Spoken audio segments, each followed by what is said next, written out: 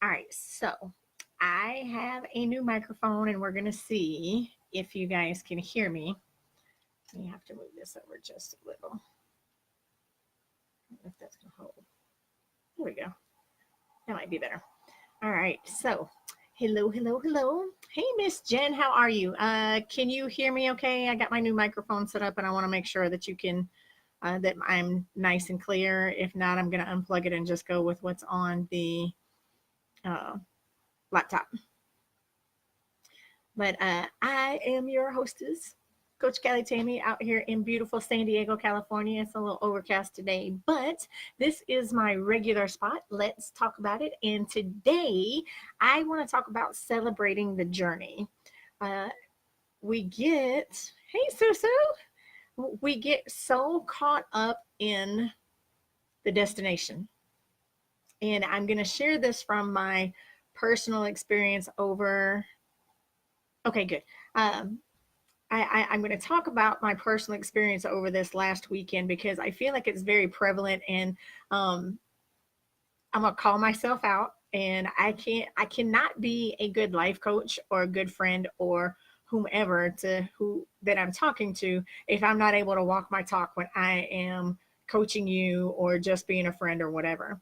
So, as you guys know, my book, Dear Victim, It's Time for Us to Break Up Now. I was going hiking this past weekend up on Cucamonga Peak to hopefully get my book cover photo. I got up, I went out. Now, I did get a later start than about 30-minute later start than what I did last time. I had gotten some reports that the trail what still had some snow on it, but it was passable. So I took that as, if it's passable, I can do it. That was my thought process. So I got up to the saddle, which is the central location for all of the different trails. I think there's Ontario, Cucamonga, Timber, and another, and Timber and Telescope, and another one that are all right there. And so I was I was there talking to some people. A couple of people said they hadn't made it. A couple of people said they tried and it was too icy. A couple more people said, "Oh yeah, we just got back. If you go slow, you can do it." And then I ran into my friend Ivan, and he was like, "Yeah," he was like, "You just got to make sure that your footing is solid and you can make it. Just take your time. You'll get there. Everything will be good." And I'm like, "All right, cool." So I'm going, and I didn't make it to the peak. I had run into some people. Now, I did not have spikes. I had trail running shoes that have lugs on them. And I'm giving you this whole story because I want you guys to really grasp the picture of what I'm going to get to here in just a few minutes. I had trail running shoes on. They have lugs, not spikes. They do grip fairly well. But in snow, there's only so much that you can do, and you really need the spikes to grip, especially if there's any icy conditions up underneath the snow. You need those spikes to really dig into the ice. So I I start going up the trail, and it's like single file, man. Like the trail is very thin. If one person's coming across, you got to wait for them to get across before you go across, and that's just the way it is. To be safe, so you don't go sliding off the side of the mountain and end up down at the bottom of the mountain, and you're calling your next of kin. I'm going across here, and it's very difficult to find the trail. So like in the snow, you can see the other footprints, so you can kind of follow, and it's switchback. So if you've ever gone mountain climbing, so a switchback is you go this way and then you come this way and you come back this way and you go back this way, and that cuts the steepness of the mountain in half. So the mountain at the trailhead is about 4,200, 4,400 feet at the mouth of the trailhead. At the top of Cucamonga Peak, it's 89, no, 8,865 or 867 feet up at the top. So I'm going up this trailhead, and I'm going and I'm going and I'm going. And like the view is absolutely freaking phenomenal. And as I'm going, I'm getting more excited. Now, as I get higher, I'm doing little recordings on my Snapchat. I did have some cell service on the other side of the mountain where going up toward the peak, and I could hear my breathing was really hard. Like I said, the elevation was gaining at a much faster rate at this point. So I run across these guys and I was like, okay, so how much further is it to the top? And he was like, oh, you got at least an hour and a half from here because of the snow. And I was like, okay, well, can I make it to the top and can I get out of here by dark? And he was like, if you peak by 3:45, 4 p.m., you can, and then you leave as soon as you get your picture, you can make it back down because it's going to take you half the time to get back down, even with the snow, than it took for you to get up there. And I was like, okay, cool. So I get to another spot, and this is one of the treacherous ones where like I've got my walking sticks, okay, so I have to like stick my stick in the snow. I have to plant my foot beside the stick so I don't go sliding off the mountain. I have to dig out another spot for my foot, my other foot, and so I've got solid ground to stand on there, and then pole, foot, stick, dig a hole, pole, foot, dig a hole, and I do this all the way across the snow part. He told me when I get to the spot where the trail goes to where I see footprints in the snow just going straight up, that's the direction to go. And I'm like, okay. Now I have no idea where I'm going. I have not ever been to the top. Okay. So I meet these two guys. One of them's name's Adam. I don't know who the other guy was that he was hiking with. They just came down from the trail. I was like, how much further do I have from here? And he's like, and he said the same thing the other guy did. He said, you got a good hour and a half. And I was like, I just came like a half a mile. He just told me I had an hour and a half. Like, how do I still have an hour and a half to go? He was like, well, do you have spikes? And I was like, no. I was like, but it's really important to me that I get to the top of this because I want to get my book cover photo. And he was like, well, what size shoe do you wear? And I was like, well, 8.5 in men's. And so he gives me, they call them crampons, but they're spikes that fit over the bottom of your shoes so that you can stick in the ground. And I was like, you're going to give me those? He was like, yeah, the title of your book is like awesome. And I'm happy to donate to the cause. And I'm like, okay, awesome. Like, thank you so much. He helps me get them on. And, I start walking and I was like, oh, this is so much better. I might can make it now. And like, it was still very treacherous. There was another place where I get across the trail and then I have to go up because it's a switchback and it's part dirt, part snow. I can't see the trail. And then there's some more guys coming down. One of them slides down and catches himself grabbing onto another tree. And he was like, you probably got another good 45 minutes. When you get to where the feet are going straight up in the snow, that's where you go. And I was like, all right, cool. He said there's a group of 6 coming down. See if they can give you some more signs, whatever. We do that. I find another trail going down that's not snowy. And I was like, okay, so when I leave, I'm going that way. Like, I wish I had found that coming up. That would have saved me a lot of time. So I get to the part where the snow is like the footsteps are going straight up. And like, I'm doing like a high step. Like my foot's got to come way up, like where my hamstring is parallel to the ground. And I'm having to push and use my sticks to pull myself up. I get about 4 or 5 steps up and I can see no trail. I look at my phone. It's about 10 minutes till 4. And I'm like, Tammy, this isn't safe. This really, really, really is not safe. Like, if you get up there, do you feel comfortable enough to come back down the same way that you went up? You've still got to get out of here before dark. You can live another day to hike and do this. And so I just resigned to the fact that I wasn't going to make it to the top. And as I turn around to come back down that part, my foot slips. I start sliding down in the snow. I kind of like, I got a big booty for a white girl. So I just sink my butt down into the snow really hard. I grab my poles, I stick them down in the snow, and I put my heels in the snow to stop me from sliding down the mountain, which was cool. And I stopped. Everything was good. And actually, I was very calm during all of that happening. I wasn't calm after it happened. I was like, okay, I got to go. Like, I got to get off this mountain before it gets dark because I can't, I don't feel comfortable doing this when the sun starts going down. And I get to this spot and I see this place where, there's this big cliff and it looks like I can take a really good picture. Some passerby hikers come by. They help me take a picture. I tell them the story. We take some pictures. I cut my leg and I didn't even know that I cut my leg. I tell them the photos look good, but in my mind, I'm thinking about, okay, I got to get out of here. It's after 4 o'clock. I go down the other trail. It's like mountaineering. It's like straight down in the dirt. I get off the mountain at 6:30. My car is the only one out on the road from where I parked, which was lined with cars when I got there at 8:30 in the morning. And I get back to the hotel. I'm sitting down at Denny's, sitting at the bar, getting ready, waiting on my food. And I start going through my pictures and I realize that those pictures aren't going to work for my book cover. I seriously had a meltdown. Like, she brought me my food and I was so choked up. My eyes were welled full of tears. and I could not even get the words out loud enough. Thank you for bringing me my food. I was so defeated in that moment, and I felt so much like a failure in that moment. Like I was just like, I didn't make it. This isn't going to work. How am I going to get my picture? And I start running through all of these things, and I'm not feeling good about it at all. So I eat when I can eat in my food, and I put on Facebook, hey, I'm going to do a Facebook Live 10 minutes. Let everybody know that I'm safe, what happened on the trail, whatever. I get back up to my hotel room. I do the Facebook Live, and Jen was on there. She'll tell you I was a hot mess. My eyes were full of tears. Like I was choked up. I was really struggling not to have that ugly cry, where you just got buckets of tears coming, snot running out of your nose, all of that fun stuff.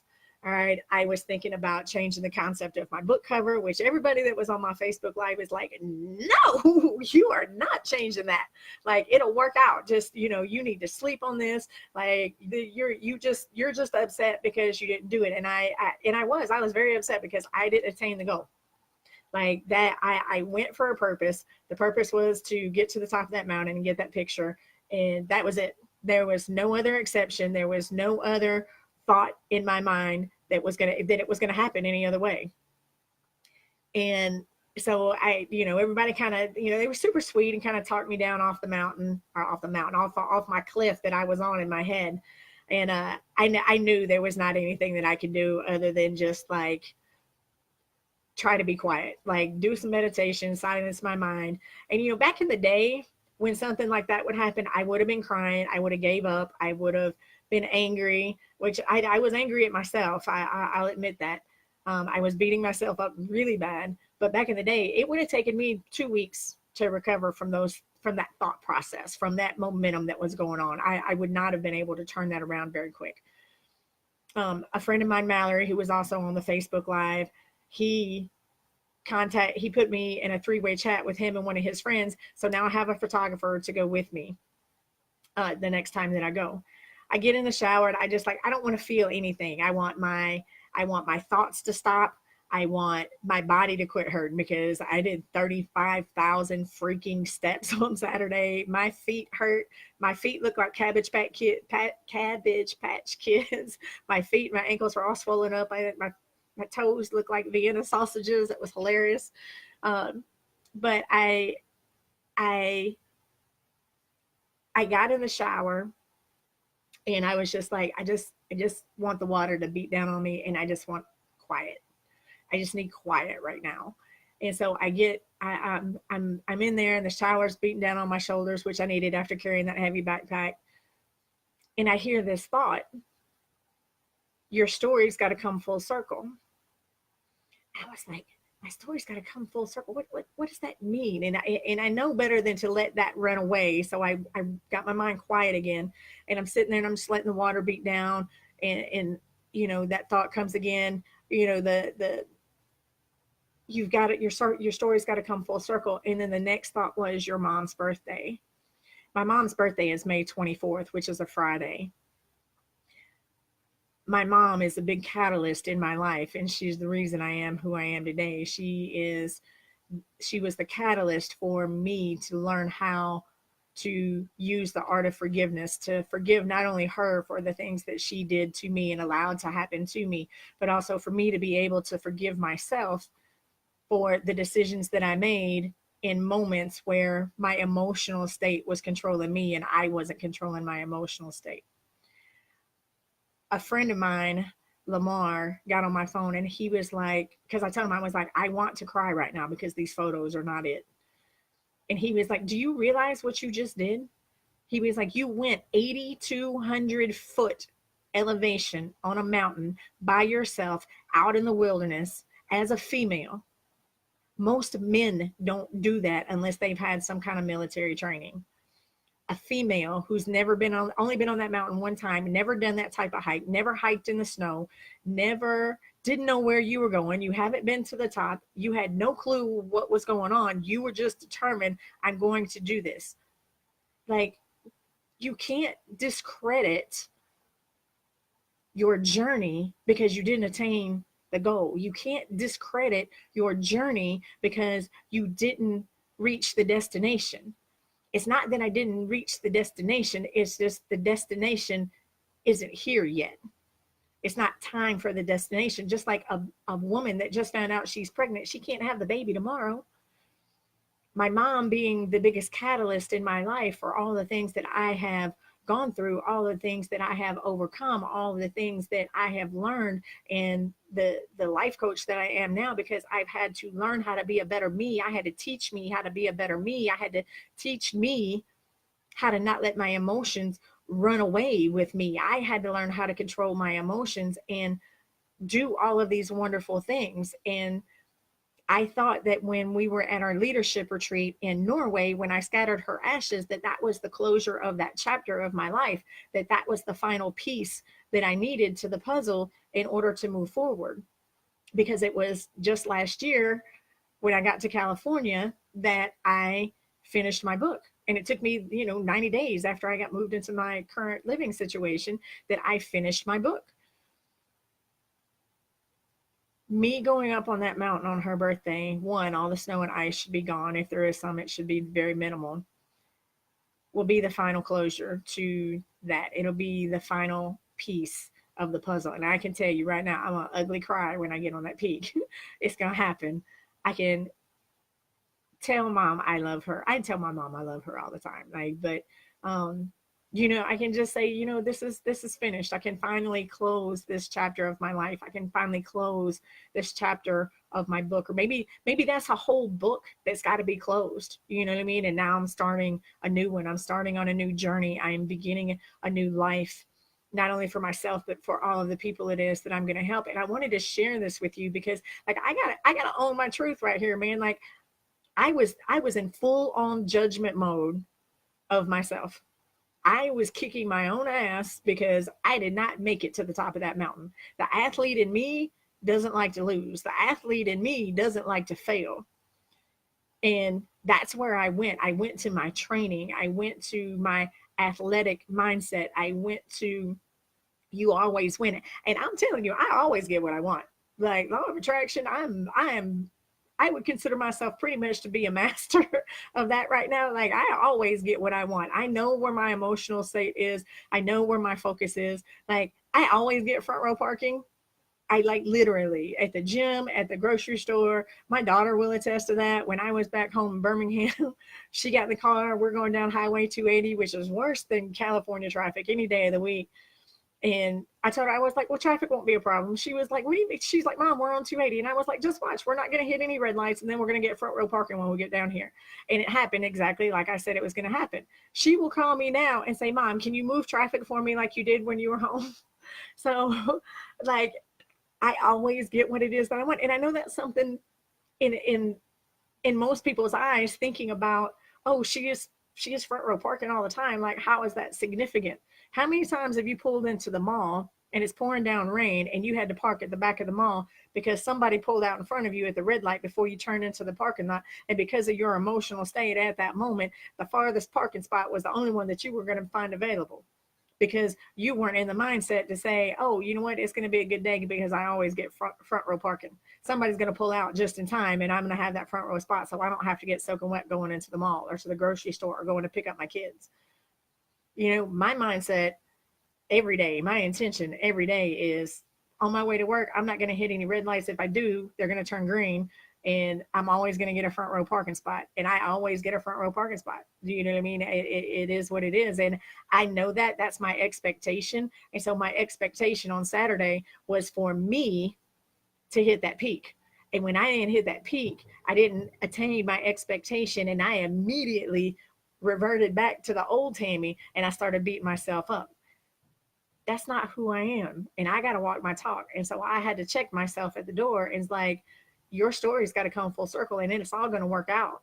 I had a timeline in my head that I didn't give room to breathe. I said I wanted 60 days before the release of my book in order to do promotions to make sure that I would hit bestseller. Well, my expectation already is to hit bestseller. I've been saying that for a year, so I already know I'm going to hit bestseller. I don't need 60 days.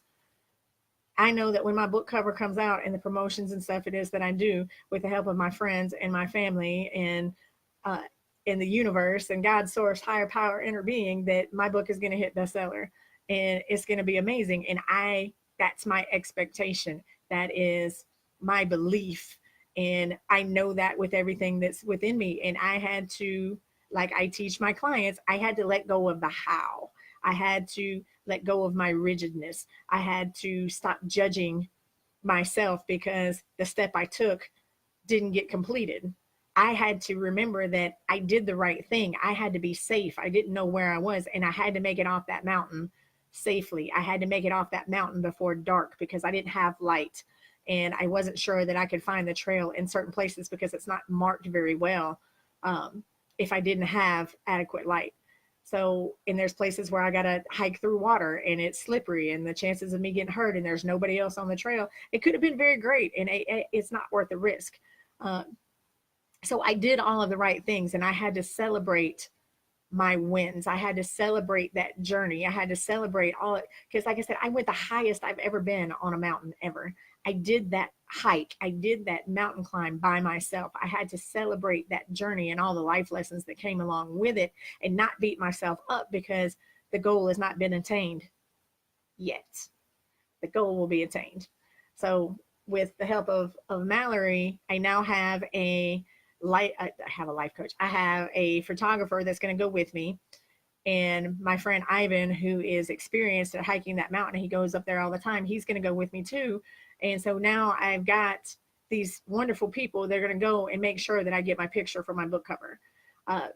I talk to you guys all the time about cultivating a circle of influence of people that celebrate you, that are the wind beneath your wings, and that will hold you accountable to what it was that you said you wanted to do in the moment you said you wanted to do it, even when you're not feeling like it, even when you're having that moment where you got tripped up and you're trying to pick yourself up off the floor.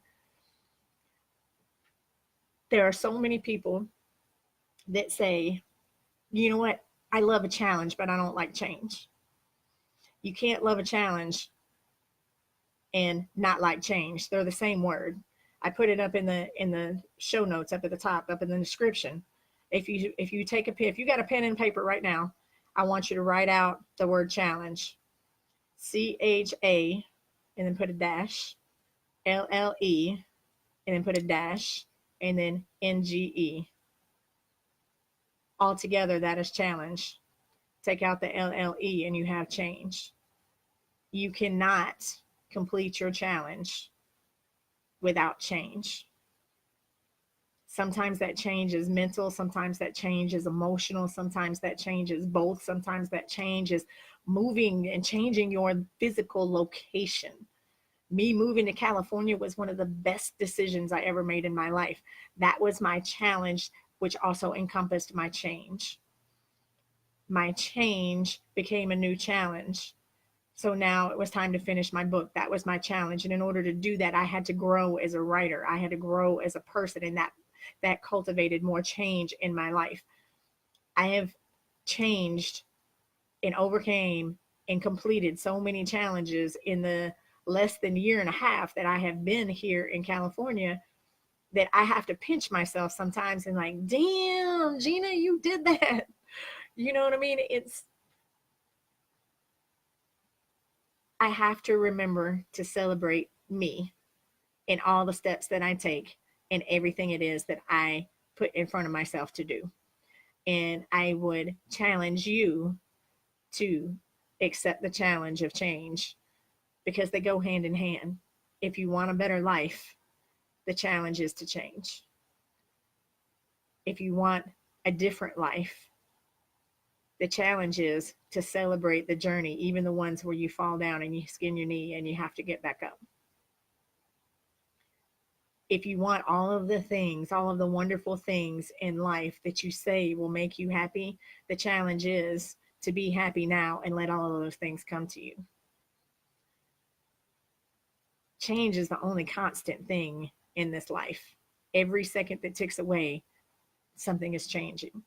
Time is something that you can't get back, folks. I'm 51 years old. There's no going backwards. It's only going forward.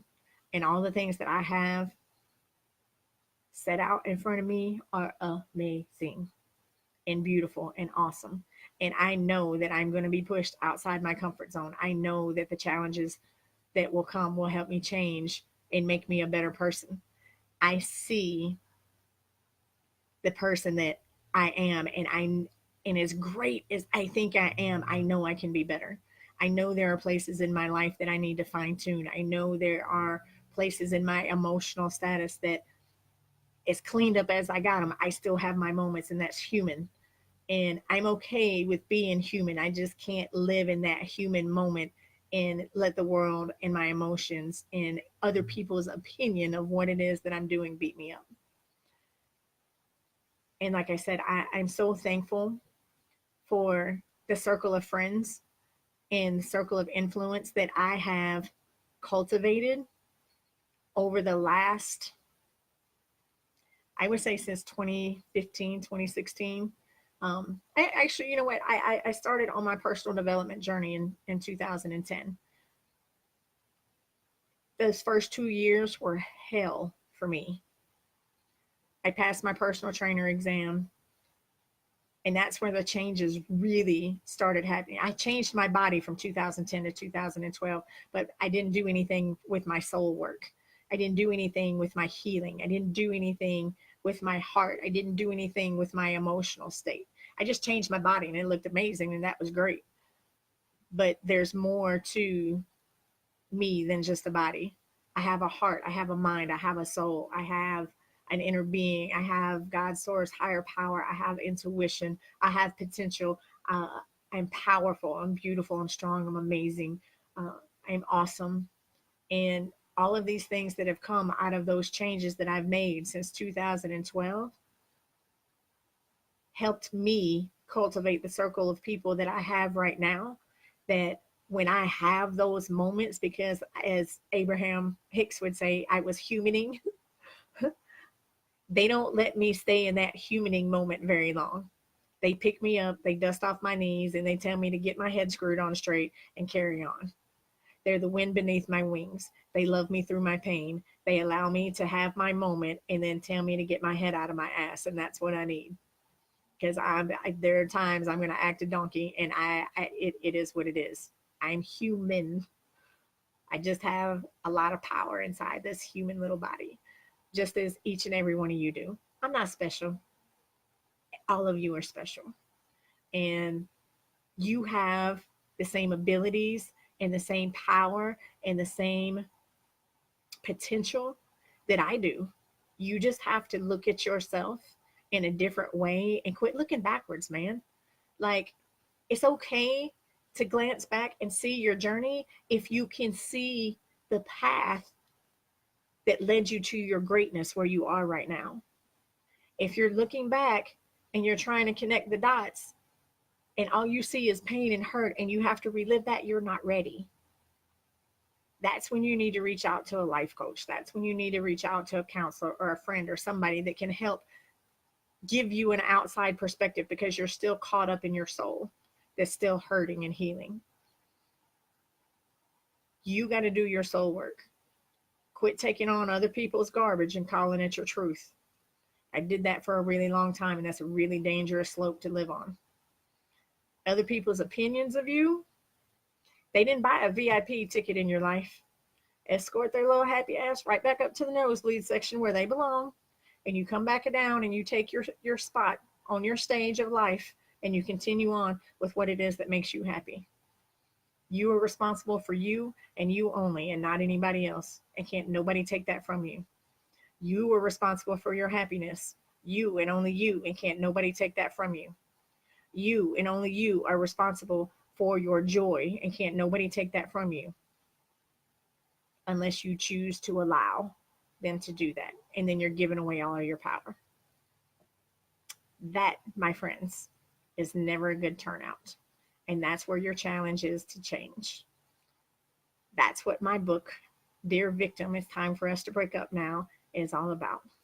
All of the challenges that I went through in order to create change. All the changes that I went through as I overcame those challenges to create this amazing, beautiful person that's standing here in front of you. So if you loved this Facebook Live as much as I hope you did, drop your nuggets down, hashtag Callie Tammy down in the comment section, and let me hear from you. I would love to just reach back out to you and tell you thank you and tell you how much I appreciate you. If you would like to listen to my podcast, you can hear me each and every week. You can, if you want to listen on Podcoin, they have Podcoin. It is an app. It's on Android and Apple. You can download the app for free. When you sign up, use the code Life Awakening and you'll get 300 extra coins. You can actually get paid to listen to me talk every week, which would be super, super awesome. And then you can either collect those coins and save them up and get you gift cards, or you can donate them to a Podcoin charity of your choice. But, I'm wherever podcast can be listened to. So if you want to listen to on Stitcher, Apple, having a blonde moment, Anchor FM, Spotify, I'm on all of those. So, but yeah, I love you guys so much. If you would like to know more about Best Life Creation Society, please go to bestlifecreationsociety.com. Check out our events, check out our classes. If you have any questions, please inbox us. We would love to talk to you and love to have you. We are a personal development company that specializes in the law of attraction. So we love you to the moon. We would love to add you to our team. If you have any questions, you can also search for me on Facebook. You can hit hashtag Callie Tammy. You can find all of my social media. You can Google me and Tammy Loftis, Facebook, Instagram, Twitter, all of those come up. Facebook and Instagram are my two favorite places to hang out, and I would love to talk to you guys. So love you guys to the moon and back. I hope you have an amazing, amazing week. Enjoy this terrific Tuesday, and I will see you next week. Bye-bye now.